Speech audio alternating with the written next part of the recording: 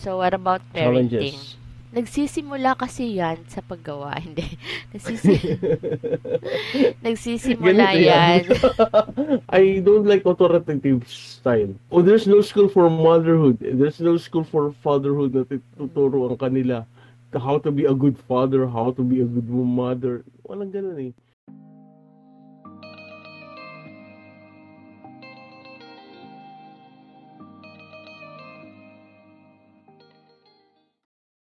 Good morning, mahal. Morning, mahal. Kinig naman. Parang mas ikaw ang kinilig eh. Anong pag-uusapan natin ngayon? Ano ba Ano nga ba pinag-usapan yun? natin kahapon? Hindi pa sabi natin about parenting or about parenthood. Oo nga eh. Oo nga pala, no? The joys and The joys and trials ng and parenting. trials, So, what about parenting? challenges. Nagsisimula kasi yan sa paggawa. Hindi. Nagsisimula Ganito yan. yan. Ay, disclaimer ha. Yung mga bata, patulugin nyo muna. Check naman natin yung not for kids. Diba pag pag nagsisimula yan, pag buntis pa, diba? Parenting starts from there. Pero dapat parenting actually, dapat yung parenthood nagsa-start yan while you're planning pa to have children or while you're together. Dapat iniisip na nyo yan para mapagplanuhan, mapaghandaan, which more often than not, hindi talaga nagagawa. Pag nabuntis na, conception na, marami nang nangyayari. So, not just on the side sa babae, which is may morning sickness pa in the first trimester, yun, nasusuka palagi yung babae kasi nagpipik yung hormone of pregnancy, which is HCG. So, may nagsusuka. So, during this time, ano namang ginagawa ng mga lalaki? Inaasar yung asawang babae. Lang yan, no? So, ang hirap kaya niyan. Pagising mo sa umaga, Siyempre, as a nasusuka ka. husband, you have to adjust and be supportive sa wife mo, di ba? Especially pag ganyan mga na-experience na. Kasi may hirap para sa isang babae, siguro yung ganung na-experience nila, di ba? I mean, nagkakaroon ng mood swing, nagkakaroon syempre ng changes sa kanila, di ba? Attitude-wise, nagkakaroon ng konting pagbabago. In a sense na madali siya mairita. Totoo yun. Masyadong sensitive sa lahat. Yes. Oo, dictated by hormone kasi yan. And scientifically speaking, and, kasi na-heightened, so yun, parang nasusuka. Ako dati, pag may smell of perfume, parang nasusuka na ako. Yung mga malalakas na smell, nasusuka na ako. Ganun yun eh. Tapos, yun, mga mood swing, tapos parang habang nag-mood forward yung pregnancy, nawawala naman yan after the first trimester. So, yun naman, iba na naman yung nagtitake place. Lalo na pag malapit ng mga anak. Yung mga cravings, ganyan. Tsaka yung, kasi mabigat na siya, lumalaki na yung bata. They keep on pushing na dun sa, sa bladder. So, parang naiihi na palagi. Saka, bigat ng bata. Pero, regarding sa mga cravings, mahirap yun, Minsan, hindi yan. Gusto ko mangga, walang buto. Eto, hindi gusto ko yung may balat pa. Ewan ko ba't gano'n, no? Wala, may topak yan talaga yun. Gusto mo. Siguro dala din ng yan. Gusto ko siopaw pero ayoko na may marka sa gitna. Minsan nangaasar lang talaga, no? Nangaasar lang yung mga babae kasi mga lalaki to, akala nila madali lang to, sarin nga natin to. Bili ka naman. Tapos ang hirap kaya magbuntis, hindi ganun kadali yun. Tsaka, may mga, pero ako dati, nung malapit na akong mga pag nasa delivery room na sumisigaw kayo, no? Tawa na, ayoko na.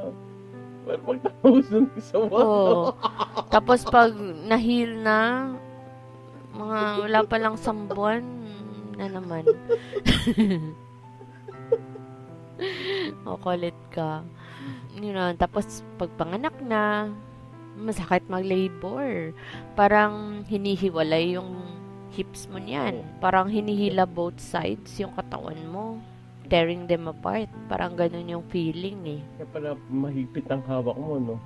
Kulang naman sa bunutan mo. Masakit kaya? Kainis. Masakit kaya? Tapos, sa labor room pa, yung intern na nag-attend, nag-aas ng history, barkada ko. Yung PGI, barkada ko din. Yung doktor, barkada ko din. So, parang, okay, tinatanong kasi yung history. So, may allergy ka ba? When was your last meal? Mga ganun bago dun sa labor room. Tapos, nasabi ko, huwag nyo na akong tanongin, parang di nyo naman alam. Kaya mag-fill up niyan, alam nyo naman. Tapos sila. Tapos yung lalaki, wala lang. Parang hinahintay lang doon. Hindi Hindi Ang hirap din kaya mixed emotions ka na syempre, excited ka, makikita mo yung fruit of your labor. Fruit of your labor talaga. Pero syempre, nandun din yung mixed emotions masaya na kinakabahan ka kasi syempre, first and foremost, yung safety ng dalawa, di ba? Nung mother tsaka ng baby, di ba? Na you're praying hard na maging normal lang lahat and maging healthy both, di ba? Kaya, akala nyo lang hindi kinakabahan. Akala nyo lang hindi kami kinakabahan dahil yung babayaran. Kasi actually, yung pagpapanganak, no? Kalahati ng paa niyan pa nasa hukay. Totoo yun. It's really, because a lot happens. Part of husbands, siguro, totoo naman yun, yung makita nyo na palakad-lakad sa may delivery room. Lalo na pag yung alam nila na malapit na, di ba? Kasi yun excitement. Life-threatening din kasi. You don't know what's happening inside. And you're, parang, True. It's really a mixed emotion. Hindi mo alam kung pwede nga sabihin mo na, kung may medicine nga na pwede na, isang inom lang, lalabas yung bata without any pain, without any, di ba? Tapos pa nila ako, naglagay sila ng patch ba? Yung parang fentanyl patch. Hindi naman nila ako, yung parang epidural, parang tutusukin yung likod, lalagyan ng anesthesia. Hindi naman ganun. Nilagay lang silang patch. So, nangyayari dyan, it seems na parang hindi na masakit, nakaka-rest ka sa sakit. Pero actually, what's happening, parang nakakatulog ka lang. You're drowsy, parang half awake ka. Oo, akala mo relax, pero deep inside, nafe-feel mo pa din yung sakit. You cannot just express it kasi nga, parang tulog ka. Pero torture yun.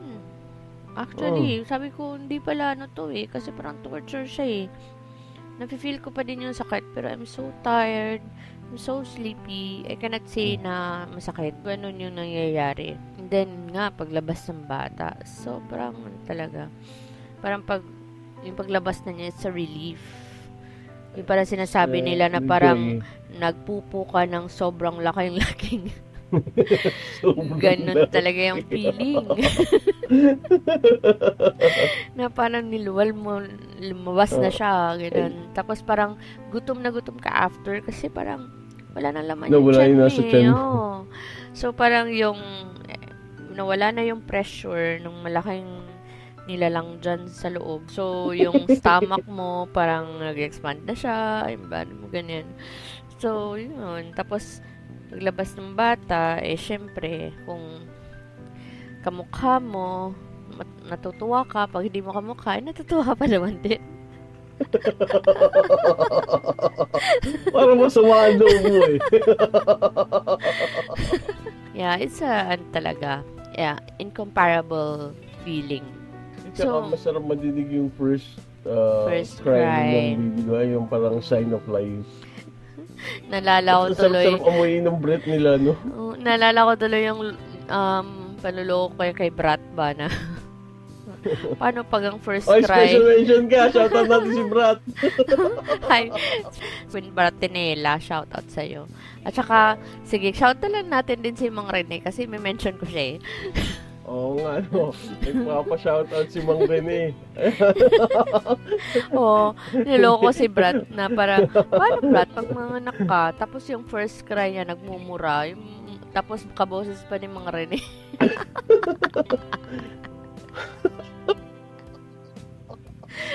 I can imagine. Hindi ko ma-imagine. Hindi man lang iyak ng mura. Hindi ba marunong magsalita ng mura na?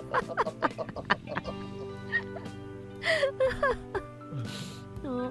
So, kidding aside, yun, tapos uwi sa bahay, but right after yung pagpanganak, sobrang sakit, sobrang yung dinaanan ng, ano ba, physical and mental stress yun. Parang exhaustion. Dapat ang mga husbands maging supportive sa wife. Oo. Kasi physical and mental exhaustion yun eh. Pagkatapos mga anak. So, this man lang after that, parang mag-prepare. Although in the hospital, meron naman pagkain, diba? Pero at least lang, you prepare something special after what they've been through. It's just somehow similar. Yung tinutuloy kayo, diba gusto nyo din nalagaan kayo after? Something special. Ano yung something special? Tara, tabi tayo. Joke lang. Di pa nga, ano eh. Hindi, joke lang. Oy, joke lang yun. Tapos pa niyan, di ba kailangan mag-breastfeed? At saka iyak yung bata. Kasi baliktad yung bata eh. Alam mo yun yan ang predicament ng parents. Part of parenting challenge or iba. Yung lack of sleep, kasama talaga yan. It's especially true. Yung mga newborn, di ba? Even yung mga pag naging toddlers na yan, often nagiging irregular kasi yung ano nila eh. Yung sleep pattern nila eh. Bata. So, nangyayari, nagkakaroon tayo ng sleep deprivation. Oo. Tsaka, lalo na pag full breastfeeding, meaning hindi mixed. So, hindi ka magtitimpla ng gatas kasi sa nanay lang lahat ng source. Yun kasi na-advocate talaga namin kasi mas healthy yung bata. At saka economically wise, 'di ba? Parang mas nakaka-save kayo. Tsaka mas pang magandang nutrition pa nakukuha ng bata. Only best spreading is best talaga for babies talaga. Yeah, babies lang. Actually, babies lang. Natawa ko na. Huwag tayo dito. Hoy. Ay, live tayo. Sorry. Nagulat ako nun. Tapos yun. Ang ganda pa naman na inadugtong ko eh. Kaya mo siningit. Tapos iyak yung bata, di ba? Tapos, syempre, anong magagawa ng husband?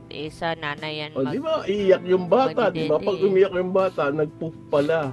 So, ano gagawin ng husband? Uy, sabi mo. Sisipain uy, palitan mo. Umiiyak. Shift mo to.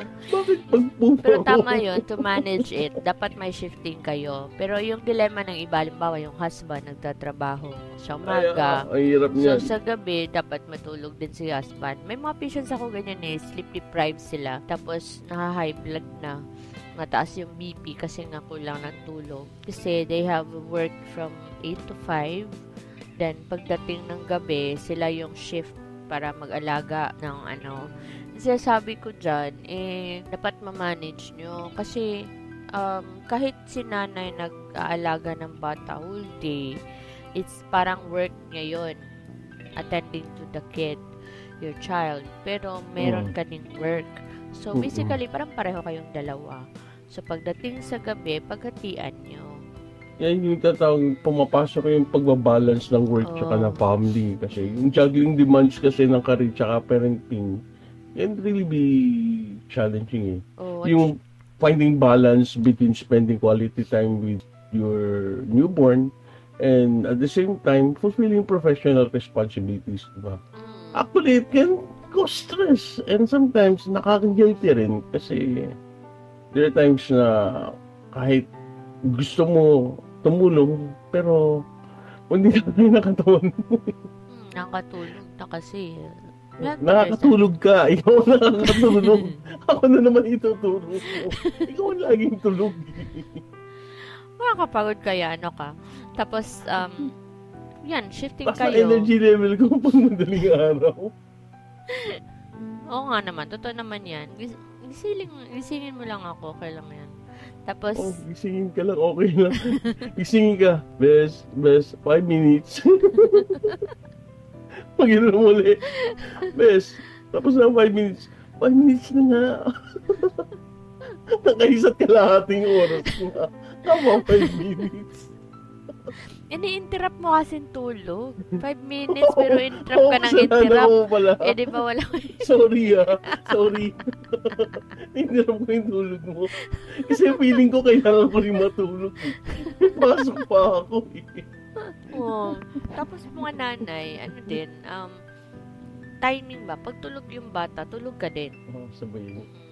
Para pagising ng bata. Para you can rest. Somehow you can rest din naman. Your body needs to rest din. Kasi even if gabi, even if, halimbawa, shift na ni husband to watch over the kid, or merong ibang mag-aalaga, tapos ikaw matutulog, di ka din makakatulog ng maayos Kasi unconsciously, you'll be thinking about your child. Ganon din yun.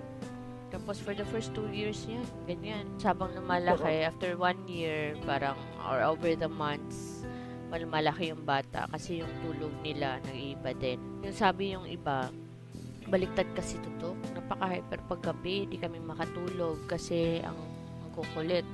Di mo naman kahit lagay mo siya sa crib, may laruan, ganyan. Parang hindi ka din makatulog ng himbing talaga kasi you need to from time to time, parang titignan mo siya, di ba?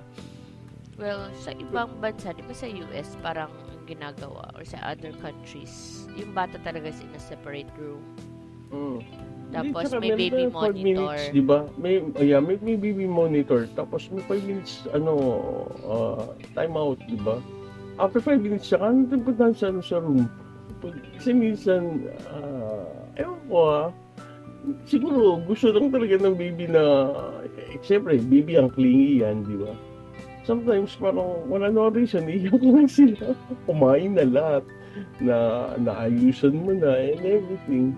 Because they feel lonely. Kasi they have to be with their parents, be with their mother. Kaya nga, ang advice ko sa kanila, if hindi naman possible na may baby monitor just to keep the balance, laruin yung bata sa hapon para mapagod siya paggabi. Kasi pinapatulog. Okay lang naman yan. Pero pag gising yung bata, isulitin din, quality time nyo din yan. Tsaka laruin nyo siya physically. Para takbo, para mga ganon. Para yung lahat ng energy niya, nadidrain niya. Magamit niya. Tsaka, hindi lang naman niya nakatulog at nakakatulong na makatulog siya ng gabi. But, also, nasi-stimulate mo din yung mga creativity ng bata, yung mental and physical well-being ng bata. Maraming maraming benefits siya actually. So paggabi, pag yun, tulog, kasi kailangan mo yan i-train yung sleeping pattern ng bata. Kailangan mo siyang i-train din. Di basta pabayaan mo na lang siya. Kasi you have to consider yung balance. Kasi ikaw yung nag-aalaga, consider mo din yung physical health mo. Minsan tulog ka, nagising pa siya Tsaka, hindi yan mapakali. Minsan, gigisingin ka talaga. It's really worrisome pagka gising pa yung bata and ikaw naantok ka na.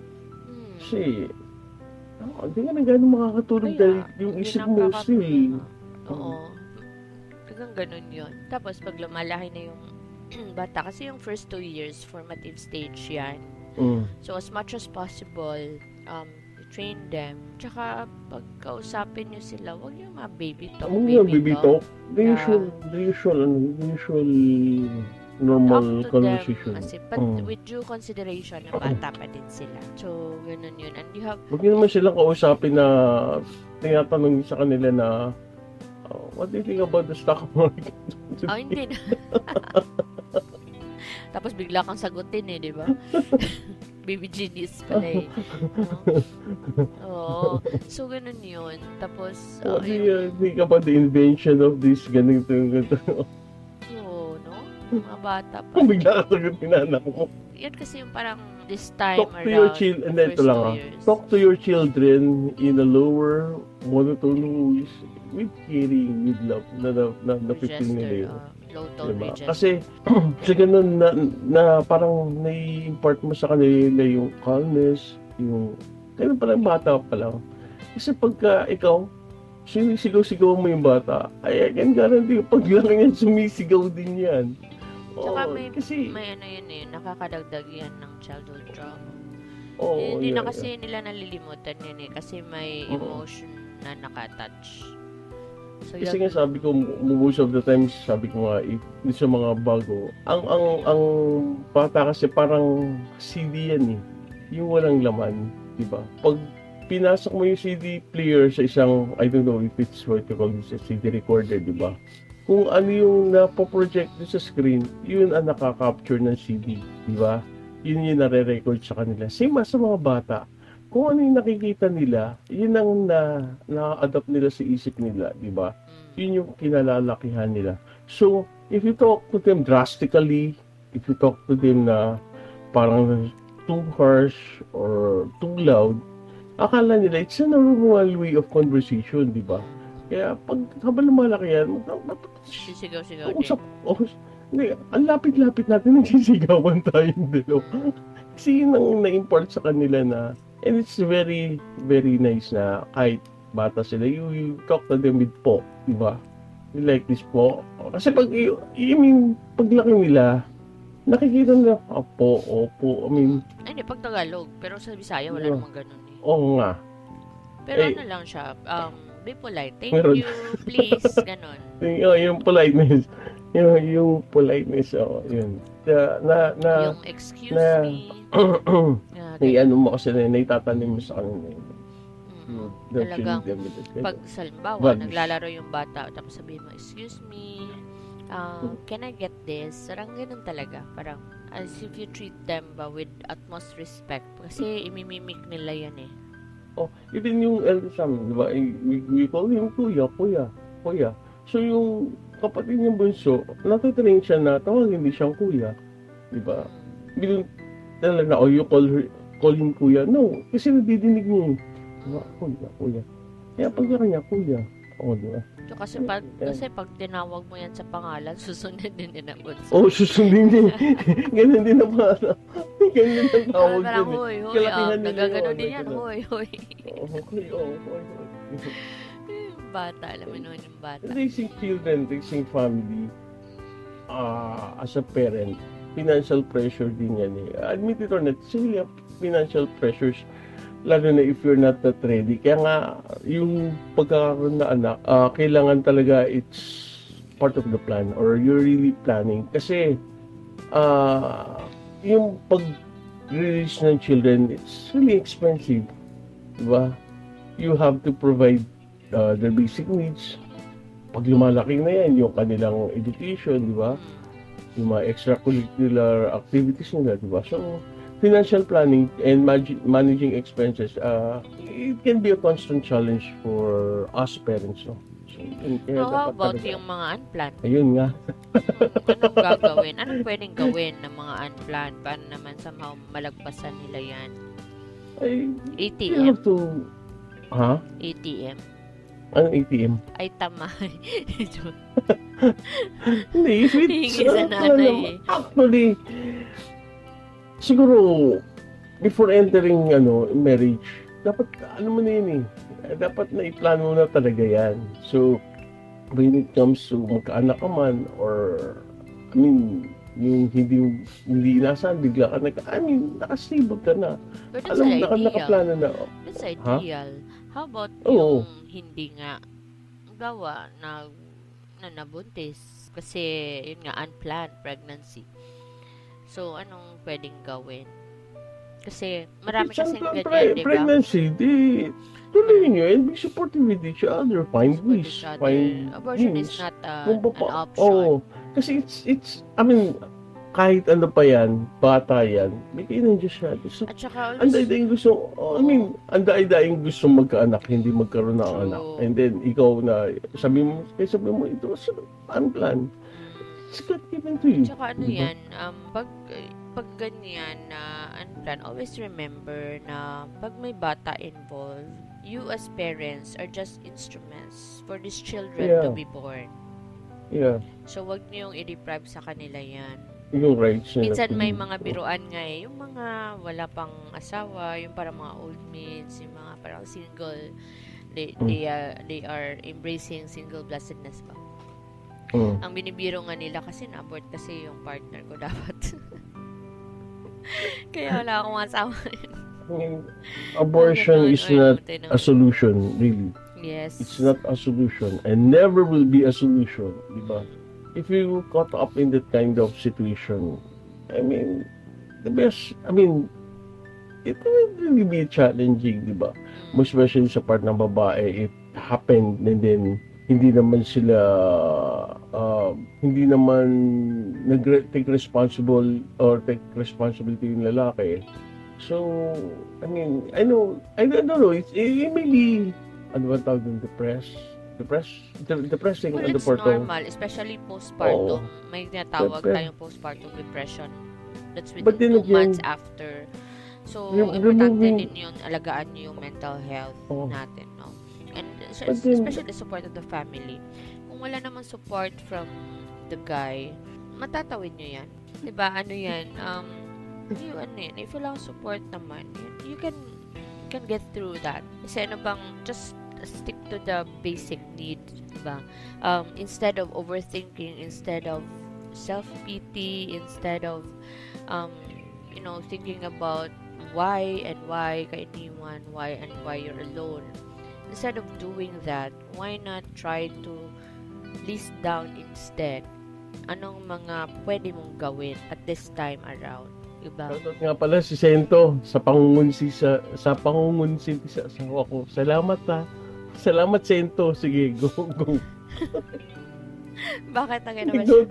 Nag-notify. Salamat Sento. Sige, go ahead. Na-distract ako sa kanya. Makakalito lang. So, yun. Yun ang din, na you can do this. You can do this. And you're not alone. Ang daming mga single moms dyan. Siguro important din na magkaroon ng support group, no? Meron naman mga support group for single moms. Pero Jerry, salamat sa iyo. Saka pa. Sige ko. Teka nga, i-off ko muna yung notifications. Sa mga to, ayaw kong tigilan eh. Puro shoutout ang nangyayari dito. Ano ba yan? Kakausap lang natin kahapon about boundaries and balance eh. Oh my, ito mga tumukon. Hindi, pero advantage naman sa yung sinasabi nila eh. Go. Ayan na. Okay, go. Anong go? Ikaw sila. na, part mo na. Yun nga. I mean, sabi ko, diba, pag na-experience, siguro kung may ma-encounter sila na gano'n, it's very important na magkaroon ng support na, diba? Yung, siguro, I don't know, do you advise na kung sakaling may magkaroon ng gano'n na parang out of wedlock matawag nun? Or hindi inaasahan na pagbuntis? Or pagbuntis? Ano ba yun? Pagbubuntis, yun. Yung hindi inaasahang pagbubuntis. It's very, very siguro important na magkaroon ng counseling, no? So that maagapan. Meron naman ganun. I mean, Yes, maagapan yung... They have like that, but not all get access to that, and not all naman felt that they need it. So, in the absence of that, just think about your child.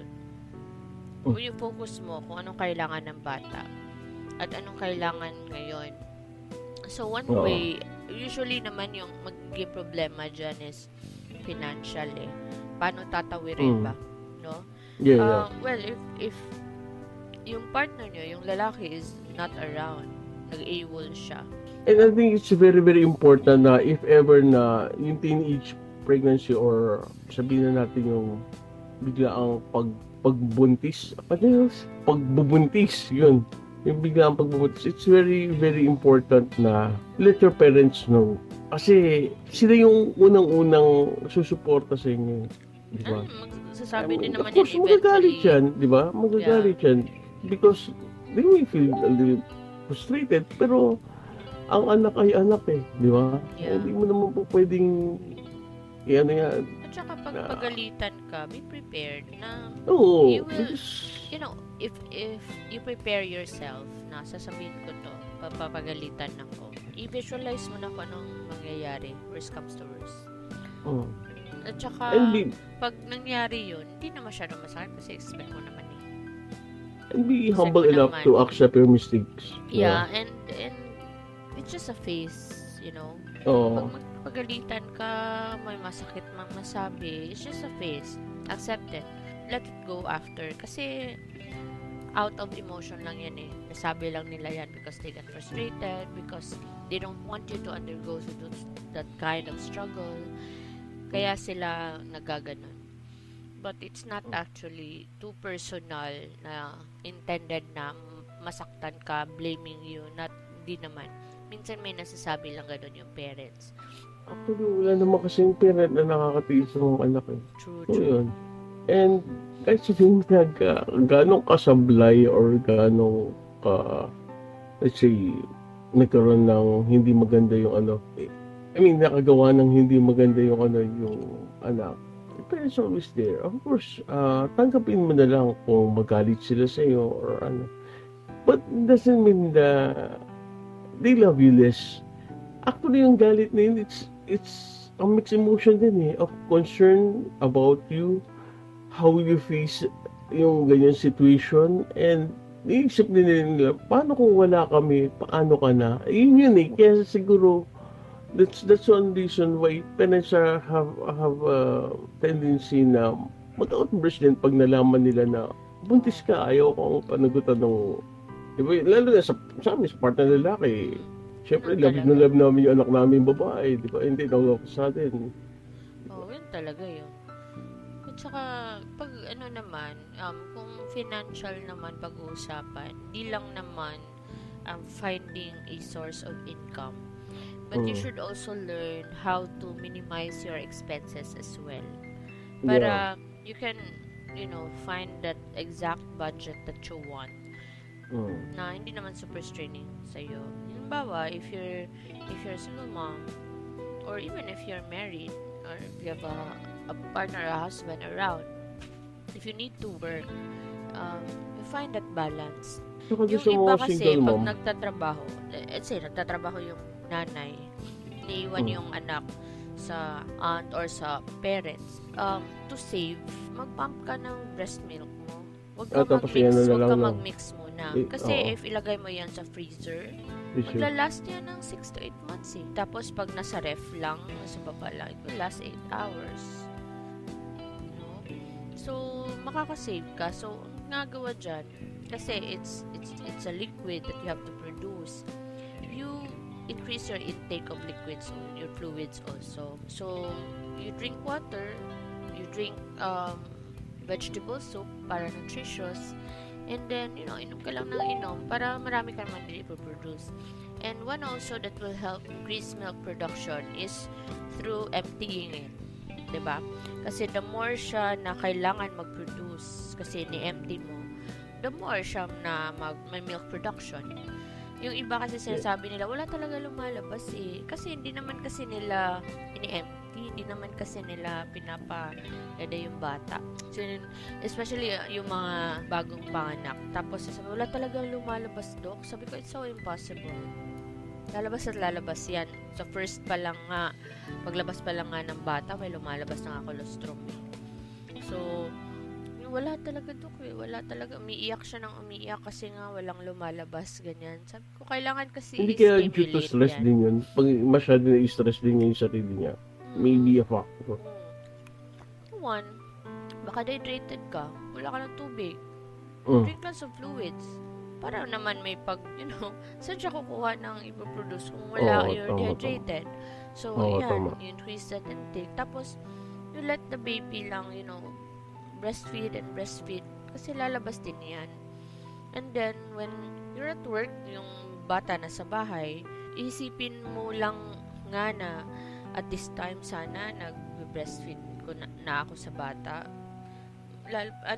Mag-produce ng milk yan. Just the thought of it. So, what you're gonna do, you pump it para ma-empty siya, tsaka mag-produce siya ulit. So, the more bakit you do ako pinapump ko walang lumalabas? Iba naman kasi. Iba kasi pinapump mo. Ang kulit mo. Sige, peace. Ka. Tawag ko sa'yo. Part of pedagogy, yung sinasabi mo, it's a emotional roller coaster talaga. Can evoke range of emotions, joy, including joy, love, yung rage, tsaka yung frustration, di ba? I mean, saludo ko sa mga single mom na kahit kanina yung mga na-experience nila, they try hard, di ba?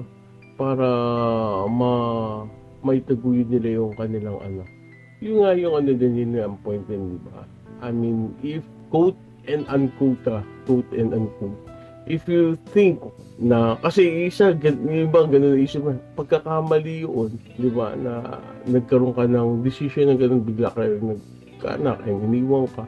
I mean, there's always chance to redeem yourself by taking good care of your child, di ba? Loving your child, nurturing your child, and try to stand up for your child, di ba? Huwag yung ang feeling mo is iniwan ka, depressed ka, or ang feeling mo na nangyari sa yan, ang solution na iniisip mo is abortion. Abortion is never, ever, ever will be a solution to your problem.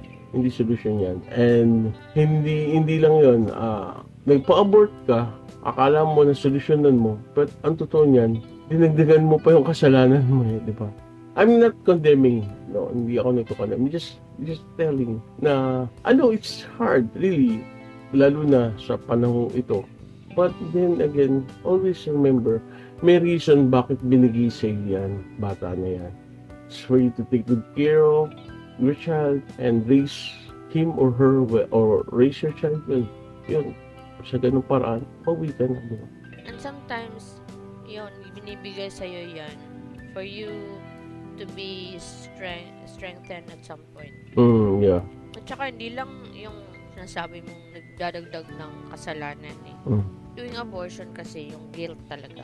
Yung guilt that you will be carrying over the years. Kasi may isip mo, siguro ngayon malaki na siya, siguro ganito na yung Yeah. Saka you deprive that child of a future, of a life. So, yun. Tapos, yun, you lessen your expenses. So, isa yan, full breastfeeding ka, wag ka muna mag-mix. Ang mahal ng gatas ngayon So, you try your best. Kasi that's one thing that you can do na makakasave ka, wala kang gastos. Perhaps, ang gastos mo lang dyan, yung containers, yung mga maliliit na containers na pag mag-pump ka, you don't necessarily need to buy yung mga mamahaling pumps May mga manual pumps naman. Actually, sometimes you can just massage it and then lalabas na yung gatas and then you capture it with a small bottle or a small container. Yun lang naman yata yung expenses that you need. If wala talaga, then you buy yung plastic, yung mga plastic like yung sa mga ice, lalagyan ng ice. Mura lang yan. And then you place it in the ref. Wala ka namang ref, if you have friends, makisuyo ka. Ganun. Oo. Yung iba, yung wala talaga, ang ina-advise ko sa kanila, meron naman mga mamumurang mga styrofoam boxes, yung nilalagyan ng ice candy. Parang dinala nila ipe-preserve, no? Doon na lang. Lagyan nila ice. Lagyan ng ice. Tapos, it can be useful for 8 hours. Ganon. So, while you're at work, meron ganun gatas iniiwan. So, ganon. Just to, make kaya yan. Kaya. You can provide full breastfeeding for 2 years. 2 years mo din na nasa-save mo. Ikwentahin mo yung magkano yung gatas. In 1 month, ilang lata yung mauubos niyan. Tapos, you know, you calculate it. Kano ang gagastusin, masisave mo for 2 years kung full breastfeeding ka. Kasi pagdating ng 6 months, even 4 months ngayon, pwede na kumain yung bata. Yung mga soft, pwede mo nang i-train na simula kumain. So, it's full breastfeeding, yung breast milk mo, at saka yung solid food. Yan, nakakasave kayo. With regards naman dun sa diapers, yung mga murang diapers na ngayon na nabibili, or yan, kung baby pa naman, pwede naman yung lampin muna. You just have to make laba with it. Yan, nakasave kayo dyan. Napapangli. Kasi, ang babae may mga needs din yan eh. At saka, aside from it, full breastfeeding, pag naka-full breastfeeding ka, may dagdag savings din yan. Kasi for 1 year, hindi magre-return yung menstruation. So, walang gastos sa napkin, diba? So, marami kang masisave dyan. Plus, yung body din ng babae, especially yung nag-overweight dahil sa pregnancy, hindi naman babalik to original size, kumbaga pre-pregnancy. But somehow, maglo-lose weight sila because of the hormone. Yung tiyan nila, babalik po, contract ulit, liliit-lit, ganun naman siya. Maraming benefit yung breastfeeding. And yun, tapos, para ma-adjust nyo yung, hindi naman sobrang need na kayod-kayod for the income. If you have more, then that's good. All I can say is, kaya nyo naman yan. You don't need a guy to succeed. Kasi, yung partner naman are partners. They are our partners. So, we're supposed to support each other, not to provide only for the other. Kaya nga partner, di ba? Part means part. Oo. You're part of her, and siya, part din ng buhay mo. I mean, so your partner, you're Kasi no longer... hindi naman kasi financial support lang, di ba? Emotional support din. So, yeah. if mawawala kung wala ang lalaki, kung hindi ka panagutan ng lalaki. So, emotional support. Kung walang lalaki, then if you have friends, then be satisfied with them.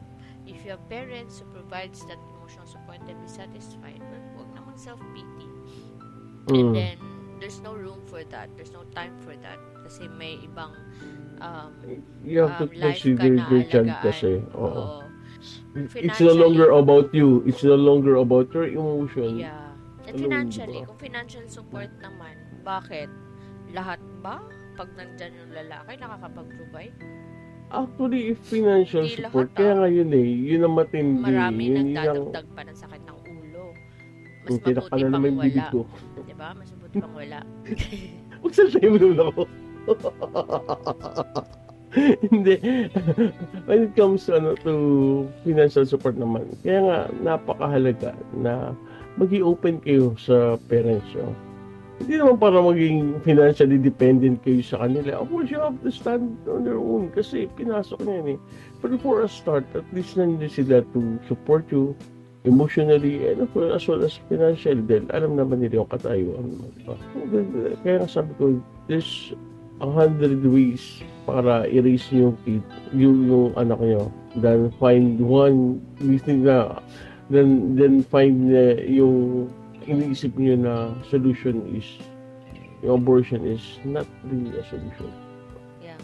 Tapos, yun, after that, mag-aaral na yung bata. Ayun, ito mga formative stage, first 6 years of life. Diyan yun kasi yung mamumold yung behaviors nila, yung attitudes na gusto natin sa kanila. Kaya, it's part of the responsibility na mamumold mo sila at that stage. Kasi after niyan, mag-aaral na yan eh. They get part of their hobbies, their habits, and yung mga attitudes and behaviors nila, they will get it from school partly, yeah. So, may nakukuha na sila from the behaviors from their classmates, may natutunan sila from their classmates and teachers na sinasabi. So, hindi na 100% from you. But still, i-validate mo yung pag-uwi. You have to reinforce GMRC pag-uwi. Kaya nga, yung... Kasi hindi mo alam kung anong nangyari within the 8 hours na nandun yung anak mo sa school. So, you have to reinforce it pag-uwi sa bahay. Kaya nga, yung discipline tsaka yung boundaries is very important eh. Setting appropriate boundaries, enforcing discipline, and teaching values sa mga anak natin. maybe it can be difficult, but finding the right balance between being authoritative and nurturing can be a challenge for parents, diba? Kasi raising kids, ang totoo lang kung gusto mo maging abogado, may law school. Kung gusto mo maging doktor, may med school. Kung gusto mo maging teacher, nandiyan yung, what you call, educational, ano ba yun? I don't know what the term, di ba? So, oo nga, may mga schools sa different professions na gusto yung pasukan, pero walang school sa parenting. There's none. It's just like, there's no school for motherhood. There's no school for fatherhood na tuturo ang kanila how to be a good father, how to be a good mother. Walang ganun eh. It's just within us, ourselves, how we are raised, yung values na tanggap natin.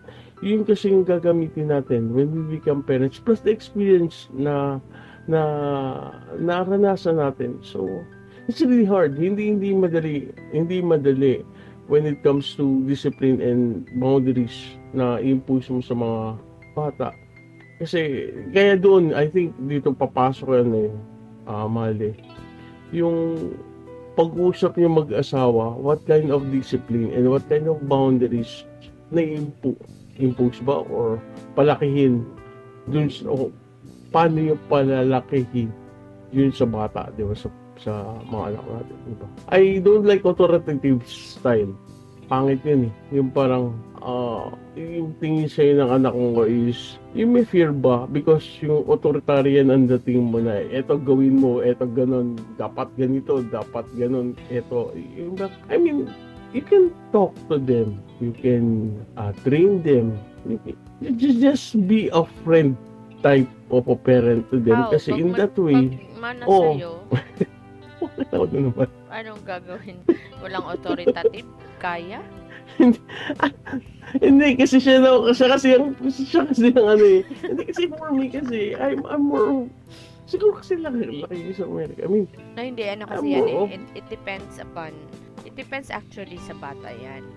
Kasi may times that you have to apply authoritative. There are times na kailangan ganito yung approach mo. You can kasi really be authoritative. But at the same time, pag yung parang darating yung point na lumalayo yung loob ng mga bata, di ba? Kasi the reason why we want to impose them discipline, to train them, to guide them, and to teach them the right way where kung saan sila dapat magpunta, di ba? Or kung yung path na dapat nilang lakaran, di ba? So if you're too much, pero yung wife ko naman, if you're too much authoritative naman kasi limbawa yung mga bata, yung kids natin. So sila normal naman kasi sa batang mag-aaway, di ba, magkakapatid. But I don't want that to happen. I don't want that to happen. So ginagawa ko, kung mag-away kayong dalawa, ako kalaban nyo. So, pag halimbawa, nakikita ko na parang, nagsisimula na silang papunta dyan, ng mga bata pa sila, papunta na sila na mag-aaway. Pero nakikita ko na, sinasabi ko, nag-aaway ba kayo? Tapos, nagtitinginan silang dalawa. Wala. Tapos, maririnig mo on the side na, kuya, huwag mo kasi magagalit.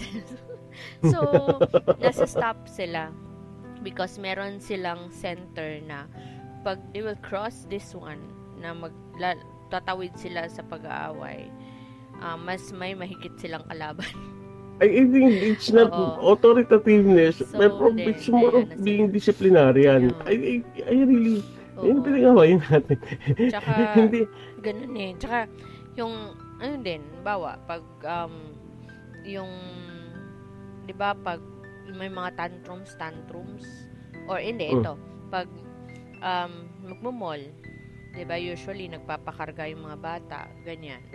So, sinasabi ko sa kanila, we're doing this, hindi pwedeng mapakarga. If you're tired, just tell me. If you're tired, uupo tayo. So, never ako nakatry na kakarga ko sila na mall since they were kids. Kasi, yun na, kailangan ma-discipline sila eh. And then, you have to take this authoritative demeanor Kasi, para makita nila na you're, sorry. Hindi naman kailangan yung parang i-impose. Iba naman kasi yung ibig mo sabihin na impose mo yung gusto mo. That's crossing the boundaries of respect. Doon sa, kahit bata sila, you have to respect that they are different. But yung showing them that you're in authority, you're the parent. And as of this time, you're in the position kung sabihin ko anong right or wrong. Yan, dapat makita nila yan. And then yan, I agree with you, talking to them. Yun naman talaga. Yung mga palo-palo. Meron naman silang time out period eh. It's a time na upo lang kayo dyan, wala kayong laruan sa paligid nyo, just sit. Kayo lang mag-isa, walang tatabising nyo. Just a time out period na just to make them realize na, mali yung ginawa ko. Ano ba yung ginawa ko? Kasi hindi, just give them time to realize. Afterwards naman, hindi okay. Di ba? Mapagalitan mo talaga kasi may nagawa talagang hindi ka nais, no? Pagalitan mo lang. Tapos, don't forget every time how you will discipline them, no matter how you do it. Every time after that, you explain why. It's very important to explain to them why. Make them understand. Don't assume that they do. Yeah. Kasi pag hindi mo in-explain sa kanila, ang dating kasi sa kanila, kaya mo sila time out kasi galit ka lang sa kanila. Kasi gusto mo lang bigyan daan yung galit mo sa kanila because they're naging bad sila on that particular. No. After that, kausapin nyo sila. And ito pala pinaka-importante sa pagdidisiplina sa mga anak.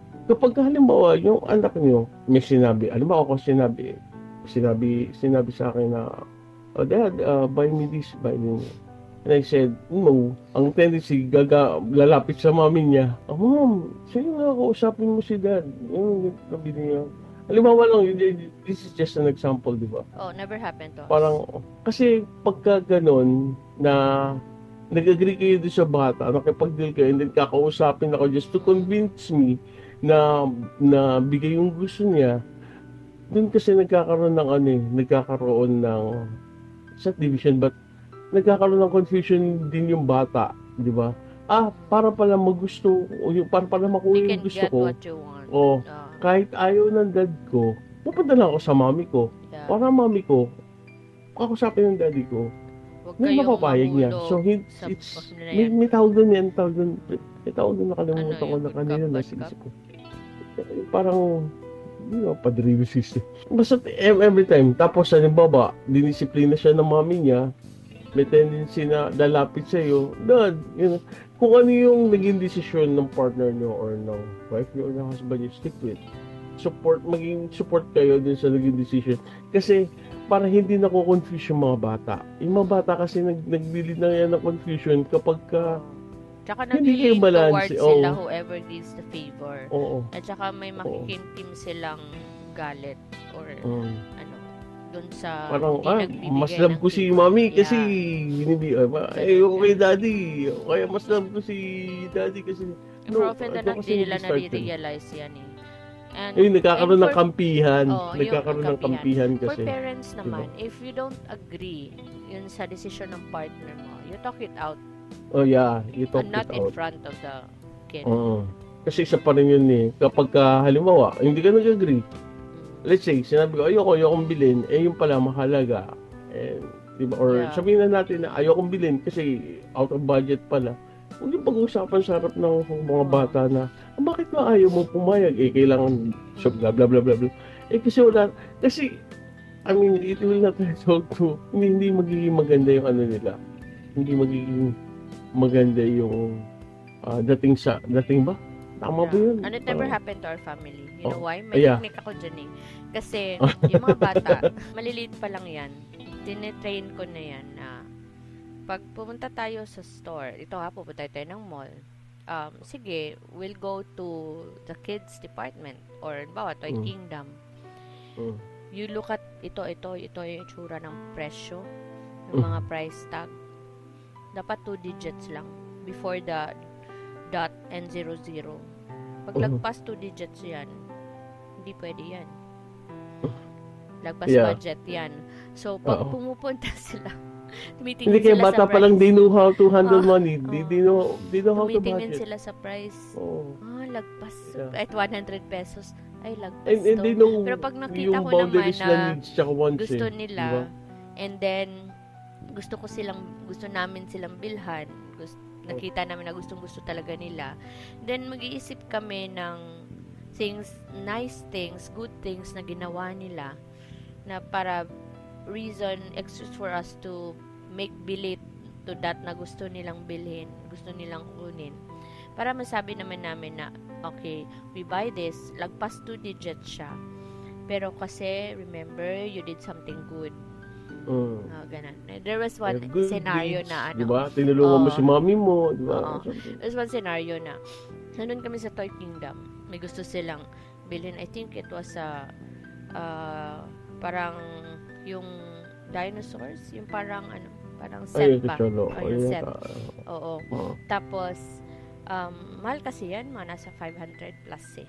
So, diba? 6. Nasa 6 yun. 2 digits lang dapat.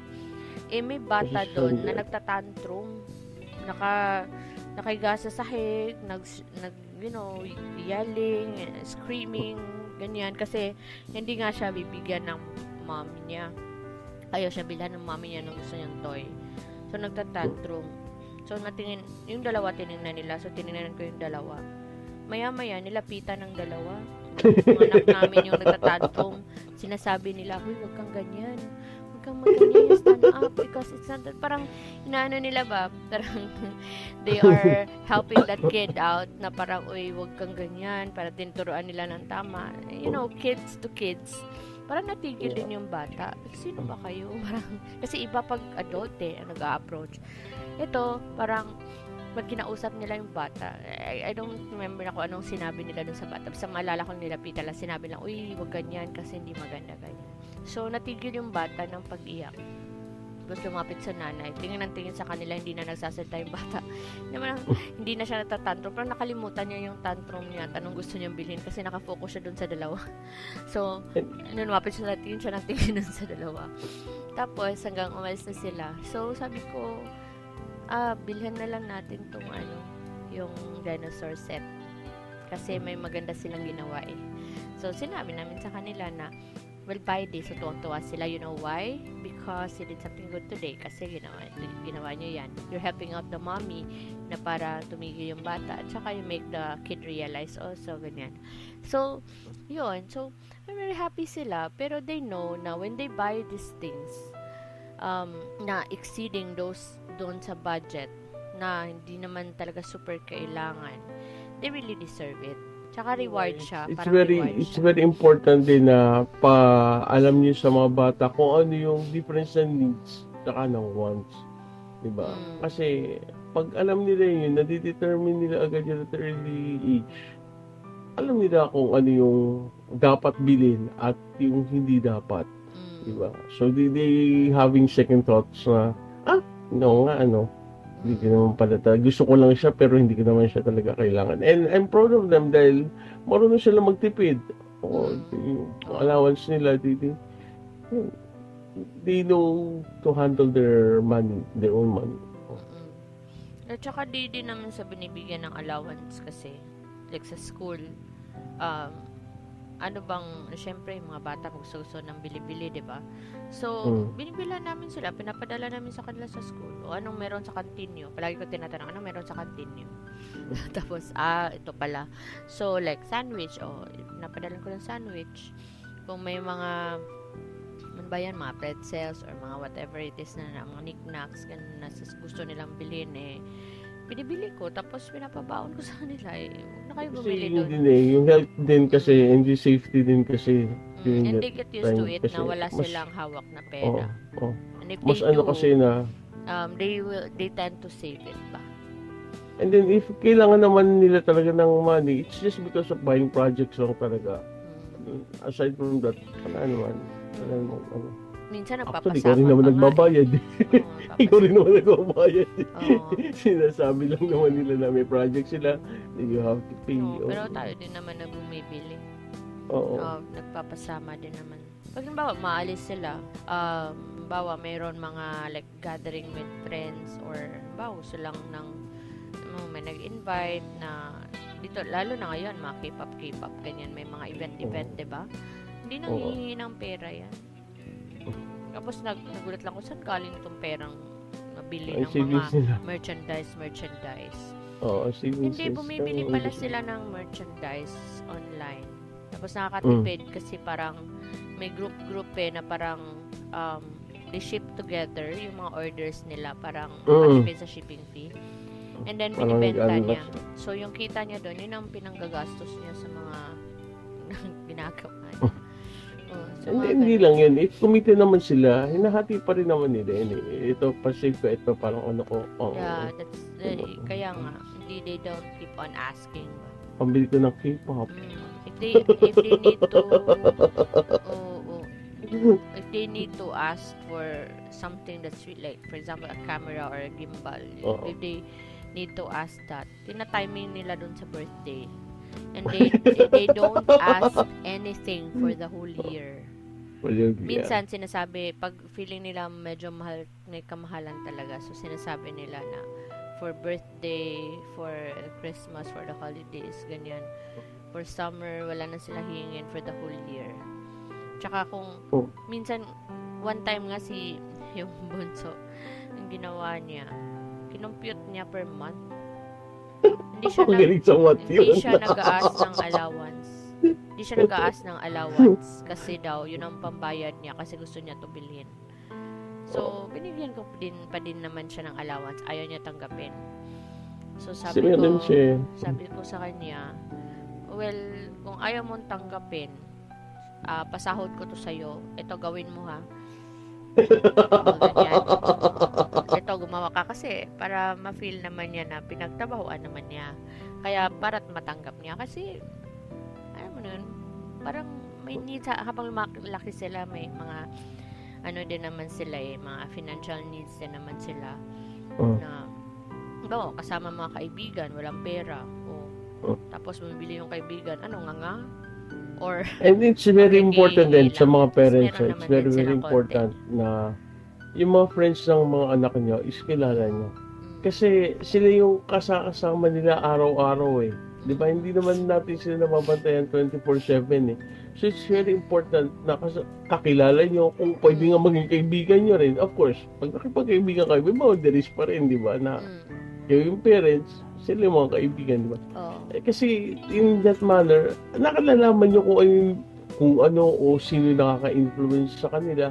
Don't saying na, huwag na sumama dyan, bad influence yan, di ba? I mean, sabi na, ba't kilala mo ba yan? Ba't yung bad influence? I mean, it's very, very easy na ma-determine mo kung sino kasama nila sa araw-araw nilang buhay. At the same time, yung mga friends yan, naging close din siya, di ba? And hindi sila nagkakaroon ng lihiman, di ba? They will not hide anything from you. And pag mayroong mga bagong kaibigan na gusto sumama, they will say, ito, bagong friend namin. O pagka medyo, parang, I don't want to say them naman na, huwag yung tanggapin yan kasi no. At saka parang, limbawa, may ginawa silang, parang awkward naman pag-usapan. Diba? So, ang ginagawa ko, parang Marites style pa. Na parang, alam mo yung anak ni tita ganito? Alam mo yung ginawa niya? Tapos parang, inis na inis ako sa ginawa niya. So, na-realize nila, may ginawa ko pala mali din. Kasi meron mga ibang parents, iba lang na nakikita ko, they're shutting their doors pagkadating sa mga kaibigan ng mga anak nila. Don't do that. Huwag yung gagawin yan. I advise you not to do that. Mas maganda nga na invite nyo sila sa bahay, di ba, one day, sama-sama kayo, load kayo, or whatever, na basketball, kayo maglalaro, di ba? Kasi doon pa lang makikita mo kung ano yung ugali ng bawat individual. Not to judge them, but para at least, alam mo, nasa anak niya naman yung gusto pa rin yung samahan, after all na in-advise mo sa kanya, but yung cautious, nandun yun, ingat, di ba? Pwede siya sabihin ng ingat. Kasi, kilala mo na yung mga kaibigan niya. Unlike, bigla ka na lang nalaman mo, yung kaibigan, huwag mong kaibiganin yan kasi, gano'n. Kaya minsan tatanong sa'yo na lang, kilala mo ba yan? Yeah. And tsaka, Yung, um, sometimes mahirap for some, but try not to be judgmental in front of your kids. yeah. Pag malaki na sila, na-mold mo na sila ng maayos, mag-judgmental ka, sige, all you want. Kasi na-mold mo na sila. Basta pwede, lagi mo lang kasi aling yung you mga, will reach yung that mga point cautious. na parang yung casual conversation nyo lang, parang barkada na kayo. Kasi yung mga kids namin, kahit nung bata pa sila, parang barkada ako din yun eh. Siya ang bunso. Ako actually ang bunso sa bahay. Ako nga pinapagalitan mismo. Nung nag-grocery kami, kasama, nung grocery kami, may listahan, di ba? Tapos, I have this habit kasi na parang aisle to aisle. Wala lang, parang magtitingin-tingin lang ako ng bago. Hindi naman necessarily bumibili. Pero hindi mo maiwasan. Ang sarap nito. Parang ganyan, uy, bago to. Masarap pala to. Uy, hindi to pala dito. Dito pala nabibili. Tapos sinihila ako ng anak namin. Pagpaliko na ako dito sa island. Wala yan sa listahan. Nagaganon ako eh. Don't go there. Tapos sabi niya, kuya, cover her eyes. Gumaganon eh. I know, right? Kuya, cover her eyes. Pagpapunta na sa island. Sabi ko, kainis to. Naman, okay. Pag mag-grocery ako next time, di ko to masasama. Pakul yun eh. Okay. Parang ako ang tinitrain nito eh. Mga to. Ba't kayo ba mababayad? Parang I think we're almost 1 hour, Mal, and we still have to work. Siguro magkaroon tayo ng part 2. Yeah. Kasi nasa ano pa tayo eh. Nasa formative stage pa tayo. Wala pa tayo sa teenage basta years. Nasa formative stage na po kami. Wala pa tayo sa teenage years. Wala pa tayo sa... Yeah. Very important. So, yun lang guys. As parents, hindi siya madali. It's not an easy job. Being a parent is a job. So, hindi siya madali. So, your main responsibilities there is to mold them right. Balikan nyo yung GMRC and try to, teach them that one. Yun ang pinaka-basic eh. And respect begets respect. So, respetuhin nyo, create that boundary, and make them understand it. So, they themselves will learn to do so. Yun lang. And if you're Christians, sa mga Christians, I think you have to, first and foremost, teach them to trust kay God and be prayerful always. Kasi wala namang pinakamaganda at mabuting makakapag-guide sa kanila at makapagbabantay sa kanila morally, spiritually, di ba? Kundi ang Diyos lang, di ba? For us, we Christians, yun kasi, I'm not, kung meron mang hindi Christians dito or other, siguro, I don't know kung ano yung mga denominations, but, yun siguro, you have to first and foremost teach them to trust sa Diyos, and everything will be okay. Teach them to be prayerful. Yun. Yeah, need God the center of and in everything you do. Yeah. So yun guys, we have to go kasi mayroon pa din kami mga kanya-kanya work. May mga pasok. Yeah. Mga pasok. So so nice sharing this morning with you yung mga usual pinag-usapan namin in the morning. So thanks for joining us and see you next time. Yeah, and I hope you enjoy spending your morning with us. Until next time, always pray, always seek for God's guidance, and have a blessed and fruitful day ahead. Thank you for joining Mornings with Vince and Ira. Good day. Shout out to the Sausaweros. Okay. Si Papayo, si Cherry, si Sento. Sino pa ba yung gulo sa akin kanina? To Reggie, to Queen Brato. Si Reg, Mang Rene. Si Brat, si Mang Rene. Andahan nyo. Next time. Pokoy, to Mark Sings, to Fiscal EJ, Alienated, Ben Tumbling, kay Blackbeard, kay Earn, Due Process, kay Derek Freddy, sino pa ba? kay JDC, Juan de la Cruz, Mr. Much Better, Sis Ricol, South Cheat, to Yeah, Teacher next time. Mark, ano pa ba? Kasi Teacher Mark yan, teach. Nako.